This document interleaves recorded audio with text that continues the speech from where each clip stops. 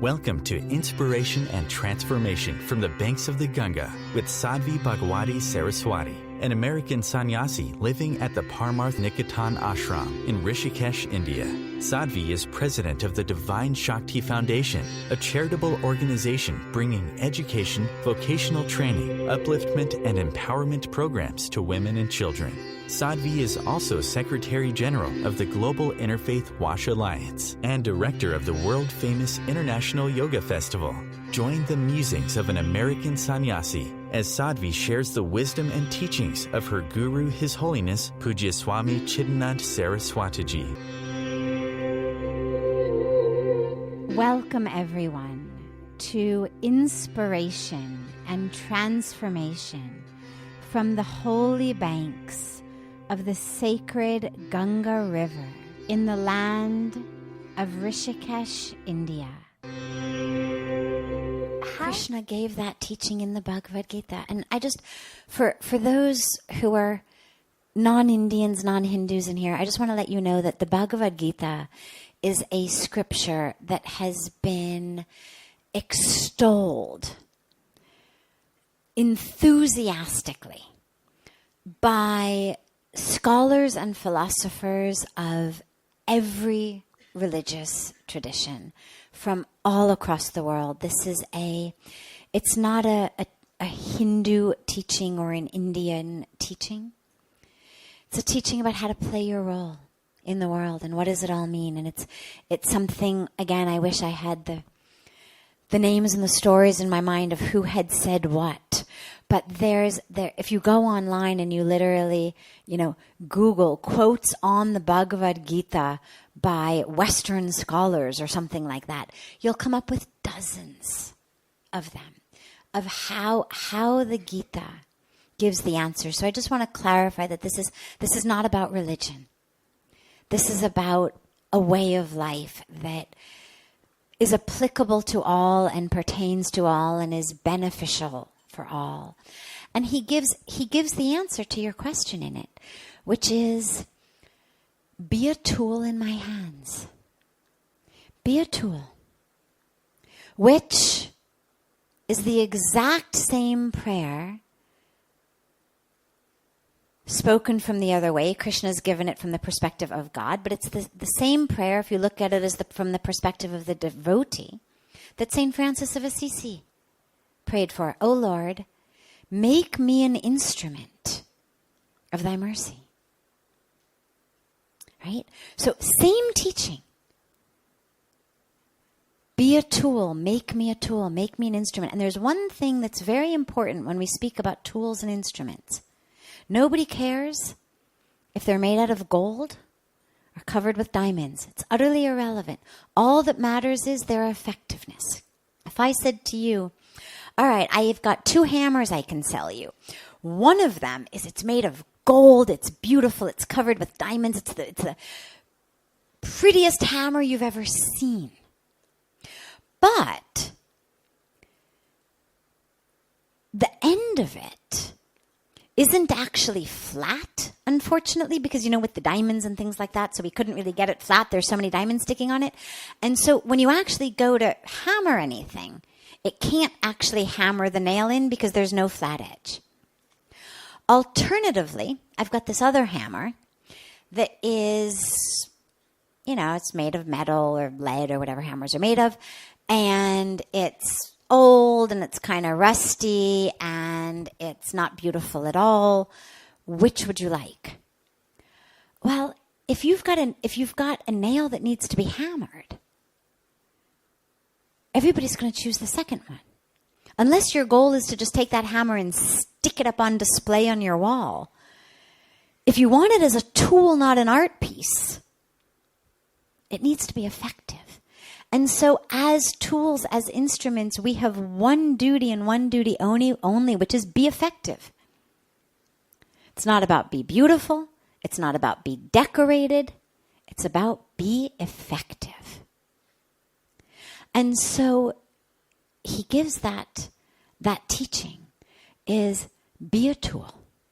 Tool in my hands, meaning Do not think, because of course Arjun's job that he was given was fight this war, kill. Not an easy job to be given, especially when you're a good man.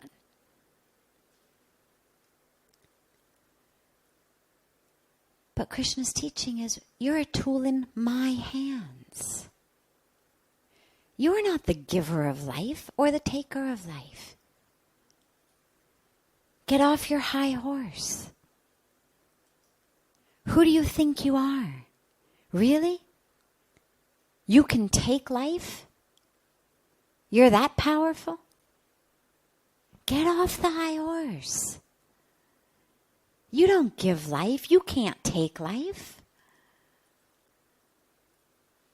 At best, you're going to be a tool in my hands. That's the highest thing you get to aim for in life, and this is true for all of us.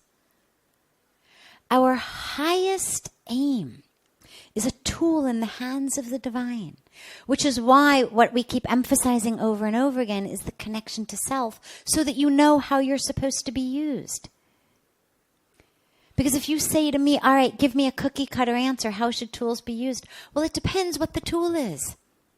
A hammer's job is very different from a chisel, which is very different from a saw. And of course, they're needed at different times in different ways.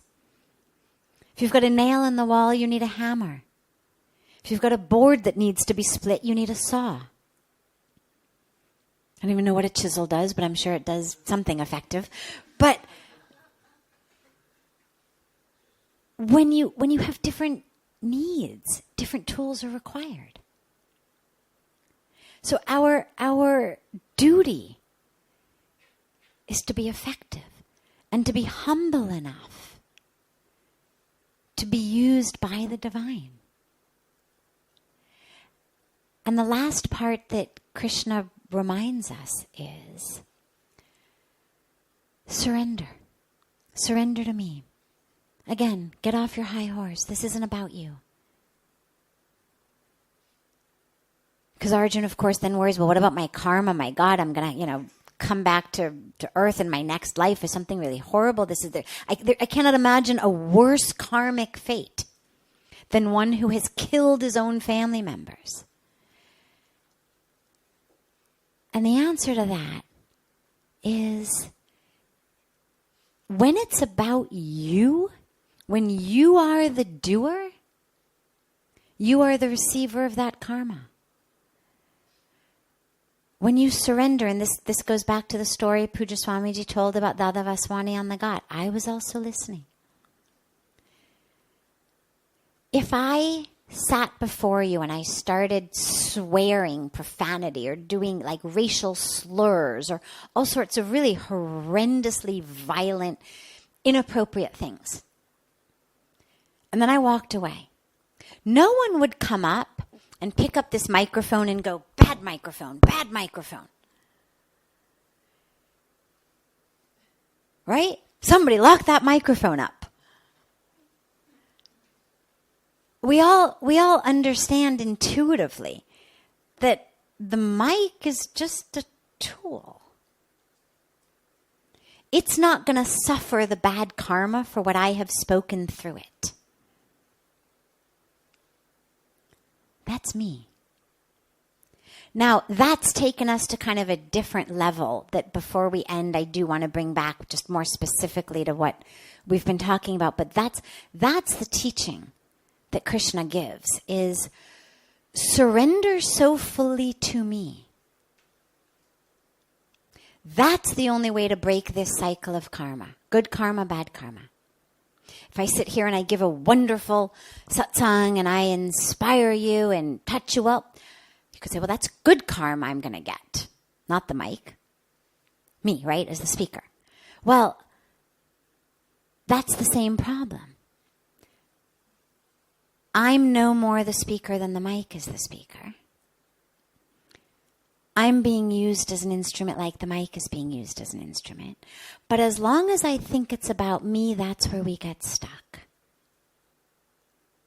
Now, just in conclusion, because you all have dinner and then an evening program, and I know we could do this all night, but I want to be mindful of time, is very specifically with regard to the authentic self and leadership and what that part of this discussion means in the world, is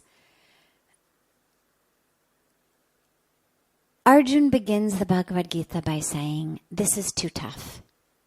I can't do this, forget it. Duryodhana, his cousin, and his family were ruling an entire kingdom through adharma, unrighteousness, darkness. Light needed to be restored to the darkness. Arjun, for the karmic package, was selected for the task. He says, forget it. I'm not going to do it. Too difficult, too scary. I don't want the karma. I don't want any of this. I'm going off to the mountains. And what the Bhagavad Gita is about is the importance of doing your duty courageously. And for all of you, you've been put here. We've all been put here with our own dharma, with our own purpose. And sometimes it feels scary. Sometimes it feels too big. Sometimes it feels too small. But the importance of the message is the only way for your fulfillment, for your joy, for your peace, for your liberation, or whatever your highest goal is through fulfilling this duty with sincerity. That is what you are called upon to do. And it's not always glamorous. And it doesn't always feel good.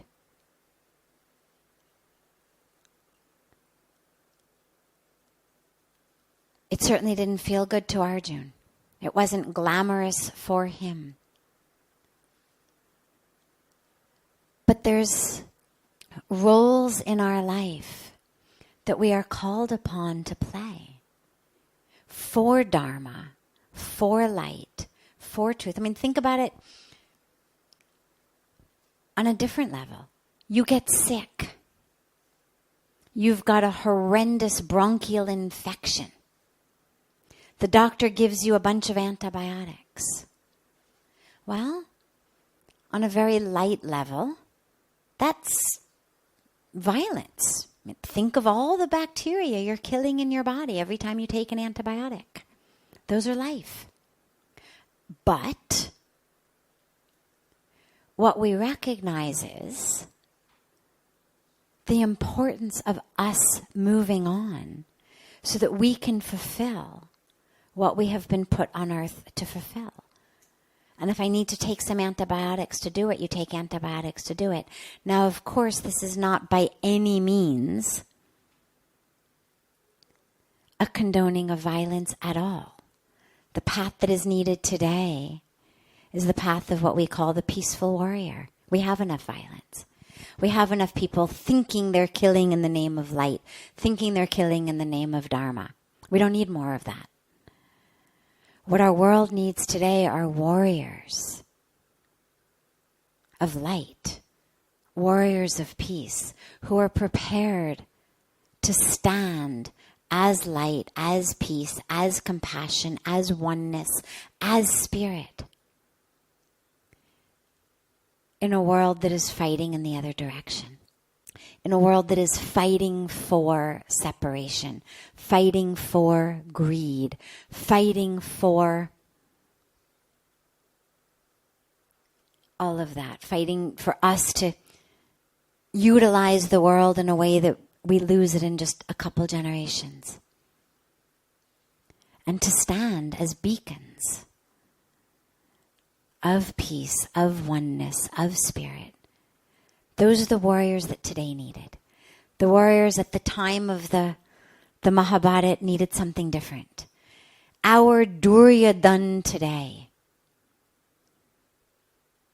the one bringing the adharma who needs to be vanquished today, is greed and separation. That's the war we need to fight, is a war against greed and a war against separation. And it's fought not by killing people, but by killing our own darkness, our own ignorance, our own belief in separation, our own egos, our own fears. That's the war that needs to be fought today.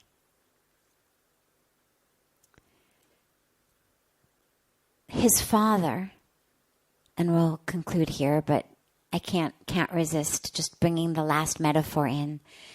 His father, of course, was blind, right? It was the blind king, literally blind, due to whose legacy the whole war happened, the whole adharma, lack of righteousness, lack of integrity, darkness came. The vanquisher of blindness is sight. The vanquisher of darkness is light. And so that which we are being called upon today, because today the blindness is not in one person who's the father of one king who's bringing about evil, but it's the blindness of the truth of our connection to each other, our connection to planet Earth, our connection to the unborn children of tomorrow. And as long as we allow that blind king to lead our lives,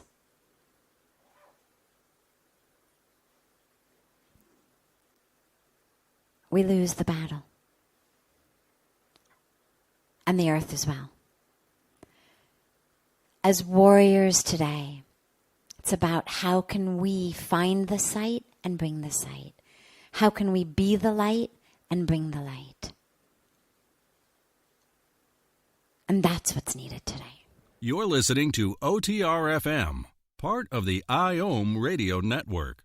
Being a radio host on IOM FM allows you to build your show on a rich platform with the power of the internet to fulfill your outreach goals and connect with a very specialized and global online audience, unlimited by time and distance. OMTimes Radio will provide you with web relevance, a recognizable conscious brand, and with the standard of excellence that has accompanied every single Circle of Hearts Radio is a sanctuary on the airwaves.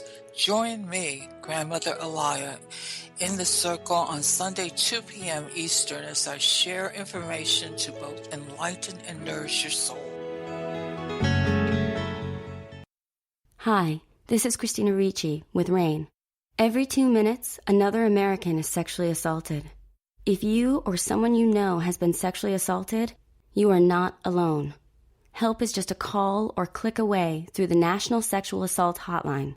Please call 1-800-656-HOPE, that's HOPE, or visit RAIN.org, that's RAINN.org. Brought to you by RAIN and this station. Welcome back to Inspiration and Transformation. I'm so glad to have you all back here with me. Life, yes, has been created by a divine power. But that which happens in life is happening due to the law of karma. And so a lot of times people think, oh, I've been so showered with, grace, my child got into Harvard. Oh, I've been so showered with grace, I got, the post of CEO. Grace is not bestowing CEOships. Grace is not worried about where you go to college. This is all the result of karma, which, by the way, is not the equivalent of just hard work. There's plenty of people who work very hard who don't become the CEO, who don't get into Harvard. The law of karma is intricate and complex. But it's not about God sitting up there deciding who gets into Harvard, who doesn't, who becomes the CEO, who doesn't. So the divine power is that which gives life, that has created us as we are. When grace flows in your life, it gives you a prosperity that has nothing to do with how much money you have. The abundance that comes from grace is an inner experience of my cup runneth over. It has nothing to do with what's in your bank account. There are plenty of people who are multi-millionaire billionaires, but who don't feel full. And there are plenty of people, if you doubt this, just walk into the market here, walk through the ashram, meet the poor people of India, who have almost nothing, but who live in such an experience of inner abundance that all they want to do is share. All they want to do is feed you. Oh, you've come to visit. Come home, come home. They want something. Come for a meal. Come for a cold drink. Come for a cup of tea. That's abundance. So when grace is in your life, when we talk about grace bestowing prosperity, it's not you meditate, you connect to grace, you open your eyes, and there's a mound of money or a letter from, J.P. Morgan that says, could you please become our new president or something. You meditate, you connect to grace, you open your eyes, and that which is before you is so full and so beautiful that you cannot believe you deserve it. And all you want to do is share. So that's where the divine power comes in. The aspect of that which is determined, well, this is the law of karma. I plant an apple seed, I'm going to get an apple tree.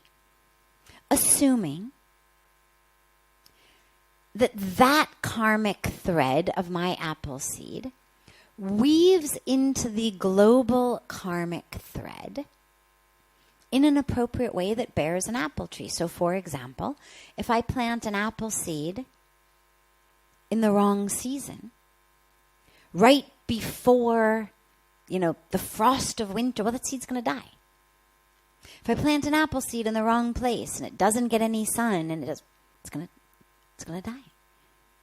So my thread of planting an apple seed that bears an apple tree is also intricately woven with so many other threads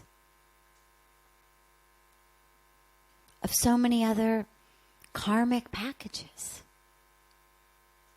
So you are, if you talk about what's predetermined, well, the fact that you were going to be here right now was predetermined. That's why you're here. I don't mean predetermined as in before you died, somebody said you're going to be here on this date. Pre meaning everything up to this moment. So, you got yourself to India. If you're not from India, you got yourself to Rishikesh. You got yourself to this ashram, or you got yourself to a program that was taking place in this ashram.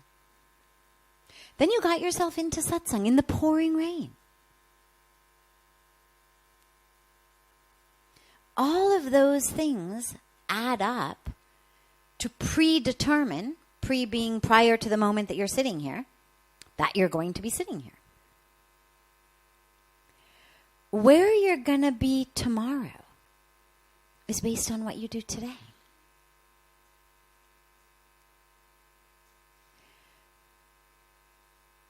It's predetermined only insofar as what my traits are, what my habits are. Chances are, if I fell asleep in a drunken stupor tonight, there's a good chance I'm going to fall asleep in a drunken stupor tomorrow night. Not because it was predetermined, but if I simply told you this is how I fell asleep tonight, well, you would assume, okay, well, here's some traits of hers, here's some habits of hers. It's a pretty good bet. Chances are she's going to be in a drunken stupor again tomorrow, or at least next week. Not because it was predetermined from some other time, but because every time I fall asleep in a drunken stupor, I'm more likely to fall asleep in a drunken stupor again. I'm laying, whether you call them sanskaras or whether you call them neural networks. Same thing. Patterns. Energetic patterns of who we are and how we live. And that's what determines our future. You chose to be here. You're not in a bar. You're not in a club. You're here. Here in the ashram, here in Rishikesh, here in Satsang. That is laying a sanskara, a pathway. That as your life goes on, you're more likely to choose things that may not necessarily be the most immediately fun. The vast majority of you came in here soaking wet. Sitting in soaking wet clothes for an hour is not always so much fun. But you made a decision that said, I'd rather sit in soaking clothes because the benefit to me in my life of being here is more than the discomfort I'm going to feel for the 15 or 20 minutes it's going to take my clothes to dry. And that's laid a pattern that now as you move in your life, I mean, chances are there were a pattern before this. That's why you made this choice. And being here has strengthened that pattern. As you go, you're going to be more likely to make decisions for a long-term deep gain than an immediate comfort. That's going to create an entirely different life package for you than the other way. So this is how that works. This is OTR-FM, part of the IOM radio network.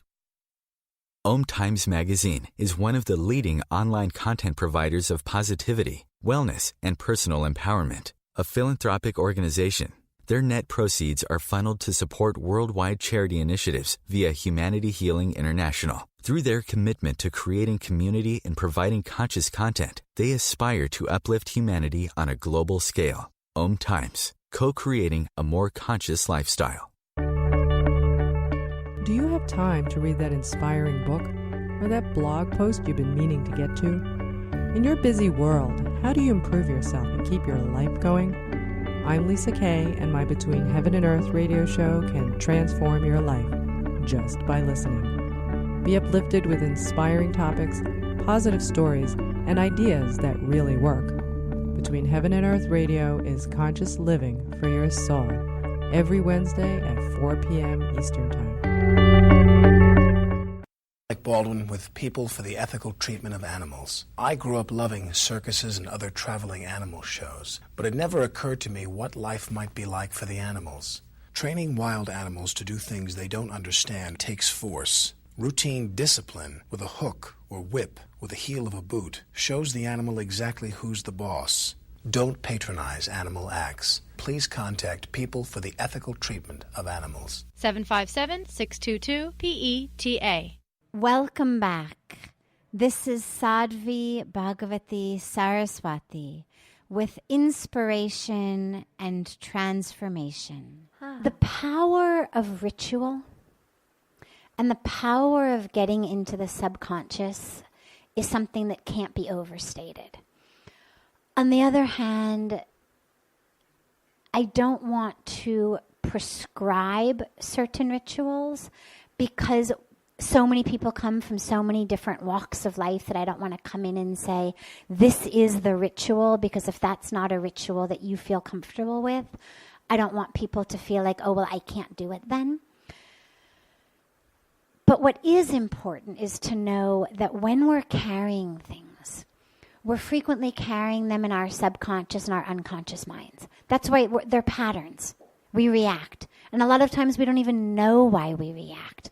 Something happens. Someone says something. We're in a situation. And we react. And we don't even know what it is that's triggered, because we're not even that deeply in touch.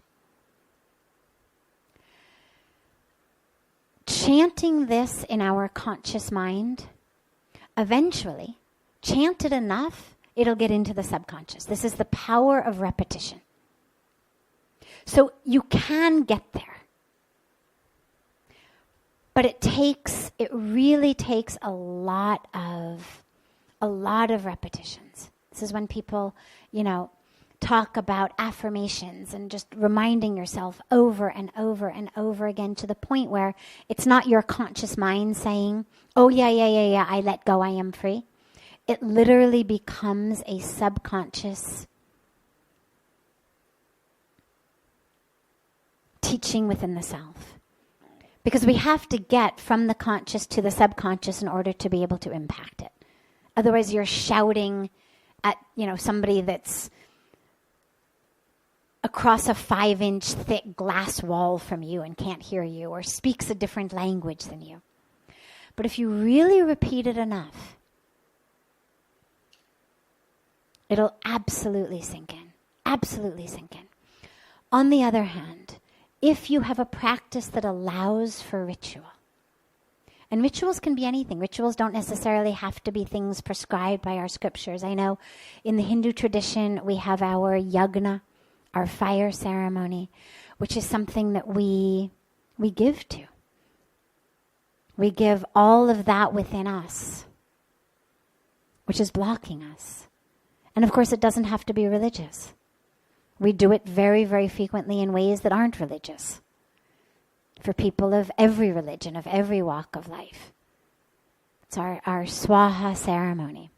That's just giving of that which is holding me back in any way, that which is blocking me in any way, into the fire. So it's a very, very powerful ritual. If you believe in Mother Ganga as the purifier, give it to Ganga. But if you can have a ritual,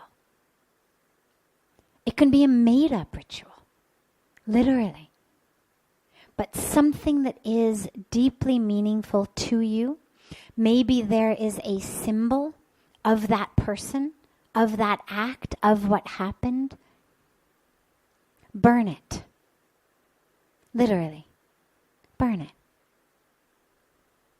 And as you burn it, chant to yourself, I let go, I am free.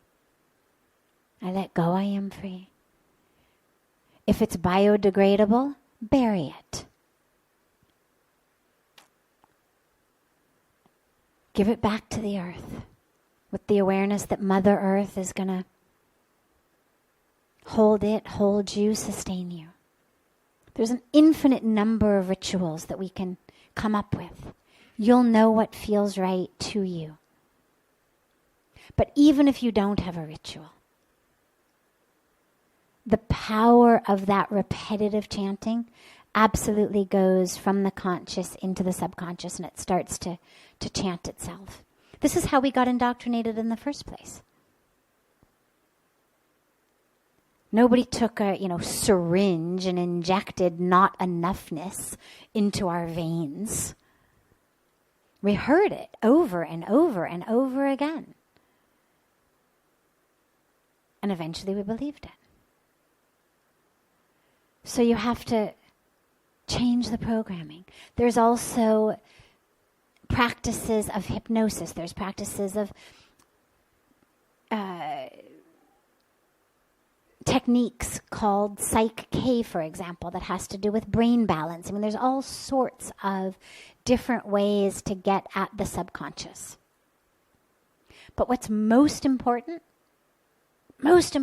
is that you're ready to do it. The minute you decide, I'm ready to let go, create a ritual, it'll happen. But until and unless you're ready to let go, you can have all the rituals in the world, and it's not going to happen. We need to be prepared. And the last important part of this is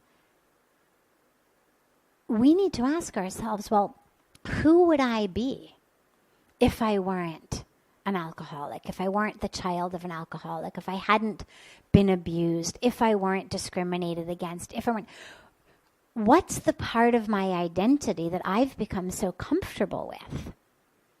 Well, if I let it go, there's a whole new plate of my life I need to step up to. And that's scary sometimes. And sometimes it's a lot safer to stay stuck. Because at least we know that, and it gives us a reason why I'm not stepping up to the plate of my life, why I'm not opening my heart with courage, why I'm stressed, why I'm not able to love and trust, why I'm not able to let the divine in. I've got a reason. Well, because I was abused, and when you're abused, you don't trust. I mean, you've got a story. And now you're excused from this whole element of life. So in order to let go, we have to be prepared to sort of step into that unknownness with faith that the truth of really who I am will emerge. And I don't need to hold on to these identities that have been given to me by things that have happened, or people who meant well but didn't come through quite so well. And be able to move into that. This is OTR-FM, part of the IOM radio network. OMTimes magazine is one of the leading online content providers of positivity, wellness, and personal empowerment. A philanthropic organization, their net proceeds are funneled to support worldwide charity initiatives via Humanity Healing International. Through their commitment to creating community and providing conscious content, they aspire to uplift humanity on a global scale. OMTimes, co-creating a more conscious lifestyle. Do you have time to read that inspiring book or that blog post you've been meaning to get to? In your busy world, how do you improve yourself and keep your life going? I'm Lisa Kay, and my Between Heaven and Earth radio show can transform your life just by listening. Be uplifted with inspiring topics, positive stories, and ideas that really work. Between Heaven and Earth radio is conscious living for your soul, every Wednesday at 4 p.m. Eastern Time. Like Baldwin with People for the Ethical Treatment of Animals. I grew up loving circuses and other traveling animal shows, but it never occurred to me what life might be like for the animals. Training wild animals to do things they don't understand takes force. Routine discipline with a hook or whip with the heel of a boot shows the animal exactly who's the boss. Don't patronize animal acts. Please contact People for the Ethical Treatment of Animals. 757-622-PETA. Welcome back.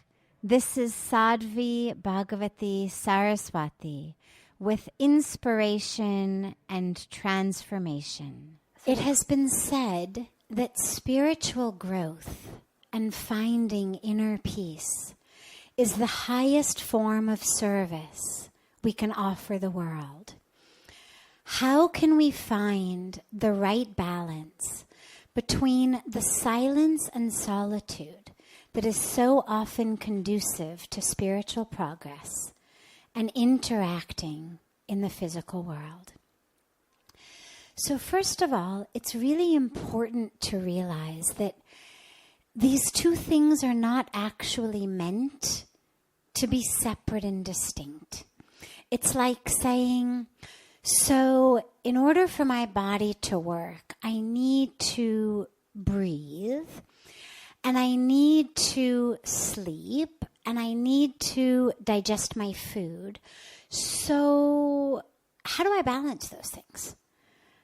Like, how do I make sure that I have time for digestion? And how do I make sure I have time for breathing? And how do I make sure that I have time for all of my endocrine systems to function? Well, when the system of the body is functioning healthfully, they actually all happen at the same time. Now, there may be certain times of the day when one is predominant. So when you're sleeping, sleep is predominant. Although that also tends to be a time in which digestion also is going very well, and the endocrine system is going very well, and repair is going on. And then there are times, for example, maybe you're practicing pranayama, or you're doing some deep breathing, or you're meditating on the breath, in which most of your awareness is on your breath. So that's going to be a focus at that time. But ultimately, all of the systems should be going together. And this is the same thing with our spiritual path.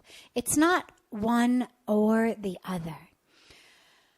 The silence that we look for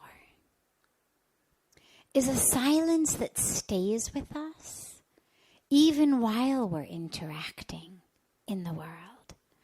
Ultimately, the goal, and Pujya Swamiji speaks about it so beautifully, and in such short, sweet ways of understanding, he speaks about being noiseless amidst the noise. So it's not how do I push away the noise, but it's how do I become noiseless in the noise? How do I become silent inside? Because anybody who's ever tried to practice silence, whether as a spiritual practice in and of itself, or whether simply so that you can meditate. Because obviously in order to meditate, one of the first things you have to do is close your mouth. Close the eyes. What we find is that simply closing our mouth is not actually enough to bring us silence. The mind then goes. You could be in the quietest place in the world and unable to find peace. In fact, one of my favorite things to share is something that happens here so frequently, because Rishikesh, as you may have discovered, it's a bustling little or large spiritual hub. And I'll have people come who will say, God, it's so loud here. I can't meditate. And especially if they come during times of year when we have, these glorious spiritual programs that are going on morning till evening. It's so loud, I can't meditate. Or, I've got one of the VIP rooms overlooking the Ganga, and the view is beautiful, but oh my God, it's so loud, the people outside. And I'll say to them, well, where are you from?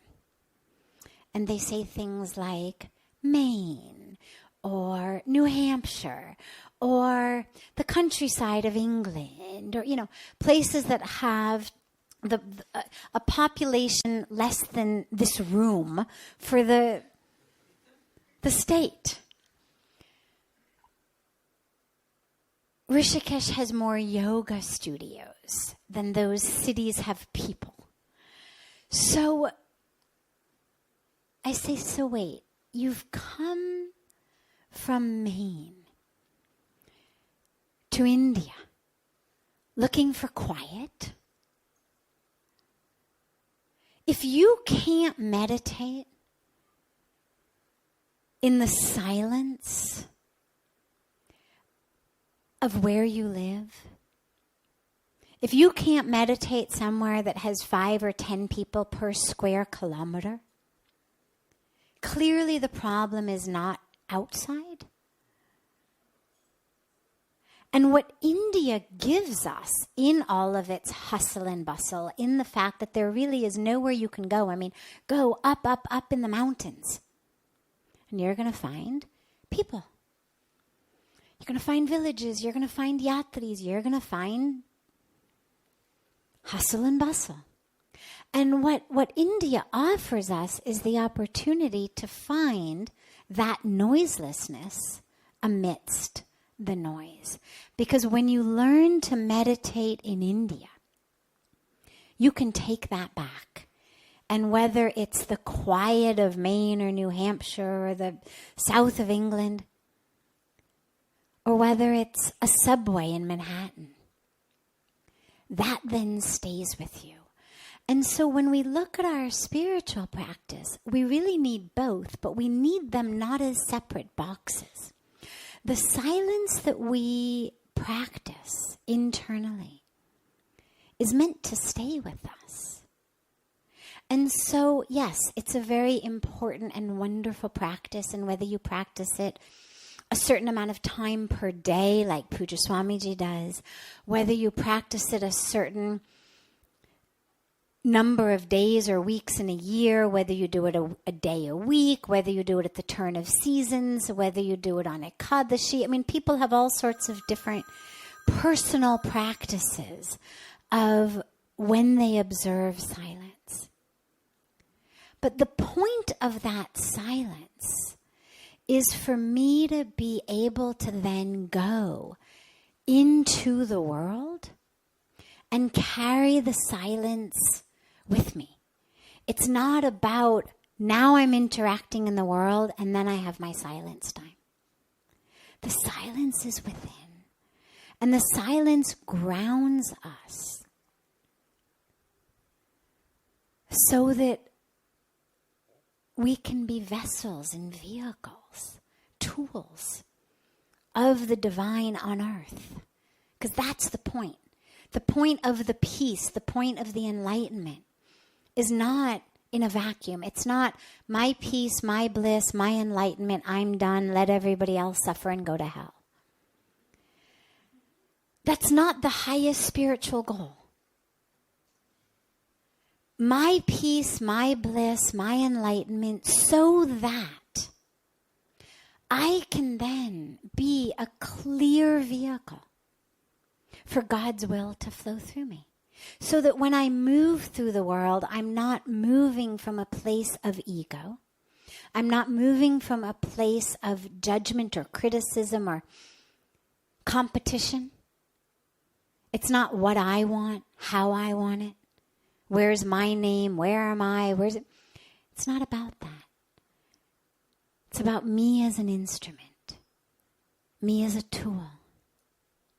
I'll tell you a personal story about this.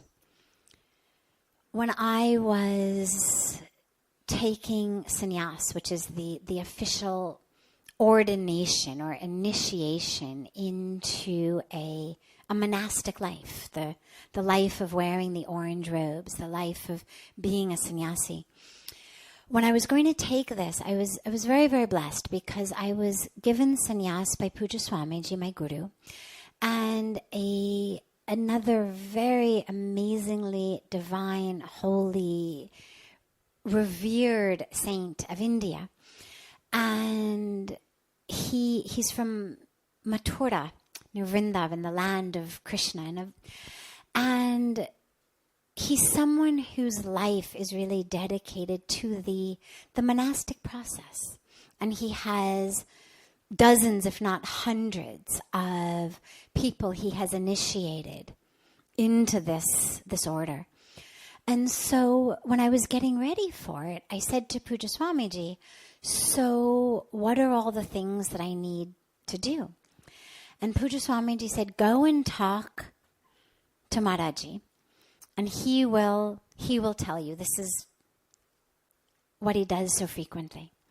So now it's important to mention that he is very, very traditional, very rooted in the letter of the law as well as the spirit of the law. The absolute most traditional, disciplined ways of what the scriptures say, what the religion has, what the Dharma is, all of this.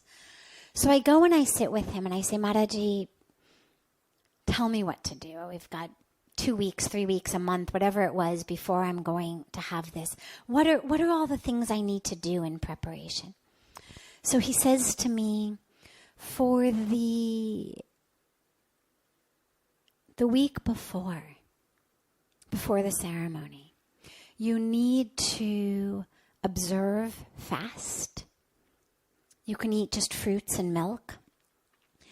And he said, and you need to mostly stay in your room. Observe silence. Just do your japa, do your meditation. Don't come out, except if it's essential, but otherwise stay in your room. And I said, okay. And he said, now repeat back to me. And I said, okay. I'm going to mostly stay in my room, do my meditation, do my japa, not come out. And he stops me, he interrupts. He says, unless Puja Swamiji has anything for you to do, at which point you will show up immediately and you will do whatever is required. And I said, okay. And I said, and I will mostly observe silence. And he says, unless Puja Swamiji asks you something or needs you to speak, at which point you will not even think of playing a game of charades and making him guess what you're trying to say. You will speak. I said, and I will observe fast. I'll just have fruits and milk. And he says, unless that diet makes you too weak to do whatever Puja Swamiji tells you to do, at which point you will have a full meal immediately. And what I love about that story, it's now been 18 years, is from one who is so deeply rooted in the letter of the law, the teachings, the dharma, here's how it has to be. But when you're enlightened, the truth overpowers and comes through everything. And the truth is, all of that, the silence, the meditation, the being alone, is all to make you this clear vehicle for God's work. It's not instead of God's work. And so there should never be a time, even when you're in the most intense sadhana in preparation for this rite of initiation that he himself was personally coming to do. There's not a moment in which that should supersede the opportunity to be of service. And so this, for me, is the teaching of where the two come together. Is, observe silence. Unless, of course, you are needed to speak. And that doesn't just mean in the 1 hour or 2 hours or 1 day or whatever amount of time you've dedicated for silence. It means all the time. Observe silence. Stop the unnecessary chatter. Stop the gossip. Observe silence as much as you can, all the time. And speak when necessary.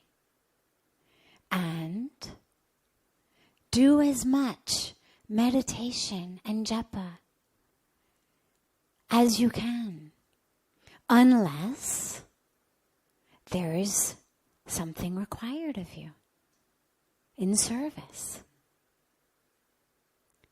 Don't waste the energies of the body in unnecessary things. Fill them with your spiritual practice. And when there is work, when there is service, you use it. And you eat as lightly as you can. Doesn't have to always be just fruit and milk, but as lightly as you can. Unless that makes you too weak to do what you need to do, at which point you add in just as much as is necessary to keep the body. So this for me has been a guiding principle, not just of that week, but a guiding principle of my whole life, of how these two things go together. This brings to a close this hour of inspiration and transformation. Thank you so much for joining me. I'm so glad to be together with you all each week, and I look forward to being together again next Thursday, same time, on OMTimes Radio.